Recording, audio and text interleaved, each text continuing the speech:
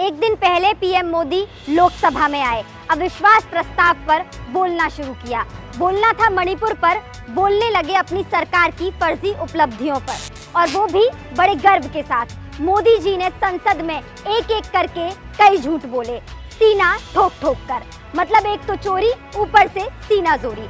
हम बताते हैं कि मोदी जी संसद में कैसे झूठ बोल रहे थे और उनके सांसद टेबल थपथपा रहे थे। मोदी जी ने बेशर्मी से पहला झूठ एलआईसी को लेकर बोला। डींगे हाँकते हुए मोदी जी ने कहा कि उनके कार्यकाल में एलआईसी मजबूत हो रही है। अब इसकी सच्चाई जानिए। देश की सबसे बड़ी बीमा कंपनी एलआईसी एक साल पहले मई 2022 में सरकार ने भारतीय जीवन बीमा निगम में अपनी 3.5% हिस्सेदारी बेची। आईपीओ लॉन्च किया। एक शेयर की कीमत रखी गई 902 से 949 रुपए। शेयर लिस्ट हुआ 867 रुपए, यानी कि 9% डिस्काउंट पर। बीते एक साल में शेयर 530 रुपए तक लुढ़का। मीडिया रिपोर्ट्स के मुताबिक इस शेयर ने निवेशकों के 2.5 लाख करोड़ रुपए डुबो दिए। अब बताइए कहां से मजबूत है?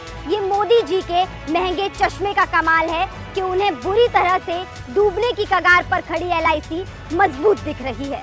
दूसरा झूठ, मोदी जी से उम्मीद थी कि मणिपुर पर बोलने के साथ वे नॉर्थ ईस्ट के बारे में भी कुछ बोलेंगे, लेकिन फिर उन्होंने झूठ बोला।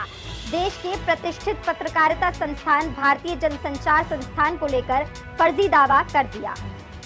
मोदी जी ने संसद में बेशर्मी से कहा कि उनकी सरकार के कार्यकाल में नॉर्थ ईस्ट के मिजोरम राज्य में भारतीय जनसंचार संस्थान आईआईएमसी खोला गया। लेकिन सच्चाई ये है कि 2011 में जब मोदी जी केंद्र की सत्ता में नहीं थे, तभी मिजोरम में आईआईएमसी खुल गया था। मिजोरम में आईआईएमसी 8 अगस्त 2011 को ही खुल चुका था और उस वक्त देश में कांग्रेस की सरकार थी। ये तो केवल 2 झूठ हैं। मोदी जी की संसद में कही गई एक एक बात झूठी है।